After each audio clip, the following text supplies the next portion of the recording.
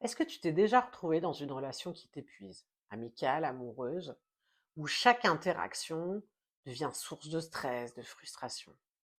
Alors avant de pointer du doigt l'autre personne et de la qualifier de toxique, est-ce que tu as pris un moment pour observer ton propre rôle dans cette dynamique? Aujourd'hui, je vais te montrer comment le premier pas pour transformer toutes les relations compliquées commence par un regard sincère et authentique sur soi-même. Car oui, ça ne se trouve qu'à l'intérieur de toi. Et c'est important de comprendre ce qu'est réellement une relation toxique, puisque c'est un peu la tendance aujourd'hui d'étiqueter les autres comme étant toxiques dès que tu ressens de la douleur, de la frustration dans une relation. Mais en fait, quand je le vois en cabinet, la réalité est bien souvent plus nuancée.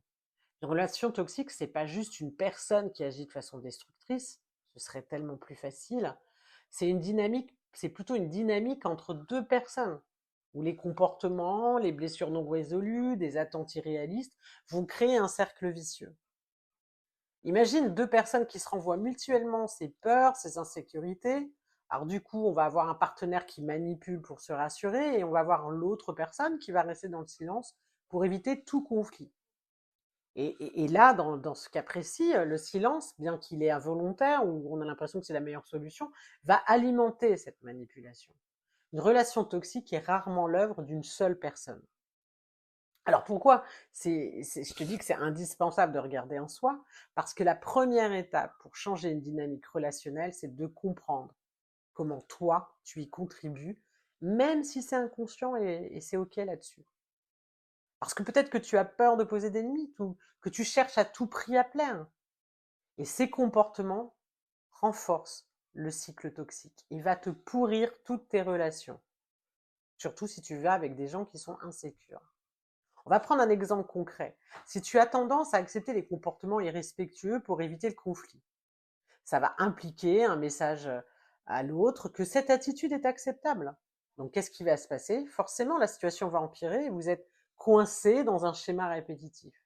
Donc en reconnaissant tes propres schémas, par exemple l'évitement du conflit ou la dépendance émotionnelle, la dépendance affective, tu vas pouvoir reprendre le contrôle de ta vie et de tes relations. L'introspection est une pratique qui demande du courage et surtout de l'honnêteté avec soi-même, parce qu'on a tendance à se balader. Elle va révéler des choses qui sont inconfortables sur toi, mais c'est un passage obligé pour briser le cycle de la toxicité et améliorer tes relations. Et qu'est-ce que tu peux faire une fois que tu as pris conscience de ton rôle?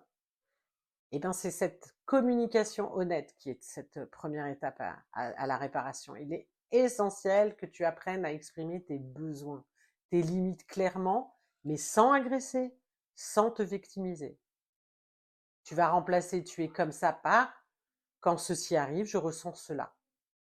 Et ça va faire toute la différence. Et tu vas prendre tes responsabilités. Pratique également la réflexion consciente. Tiens un journal introspectif te permettre d'analyser tes émotions, tes réactions après toutes les interactions qui te paraissent difficiles. Tu as également la méditation et les moments de pause qui vont te permettre de prendre du recul, de gérer tes réponses émotionnelles, tous tes ressentis. Et puis, c'est important de reconnaître qu'il est temps de se détacher, de lâcher prise. Malgré tous les efforts, il y a certaines relations qui vont rester nocives. Et si l'autre n'est pas prête à évoluer, c'est toujours la problématique quand il y en a un qui travaille sur soi et pas l'autre. Dans ces cas, il est parfois plus sain de se retirer pour protéger ton bien-être. Donc, avant de qualifier quelqu'un de toxique, prends le temps de te demander quelle est ma part de responsabilité dans ce qui se passe. Travaille sur toi-même. C'est non seulement se libérer de tous ces schémas répétitifs, de ce cercle vicieux, mais c'est aussi ouvrir la voie à des relations plus saines, plus épanouissantes. Et si cette vidéo a résonné en toi, je t'invite à réfléchir à un petit défi personnel, d'identifier un comportement que tu peux changer dès maintenant pour améliorer tes interactions. Et surtout, n'hésite pas à me le partager en commentaire et à m'envoyer un message si tu souhaites en parler.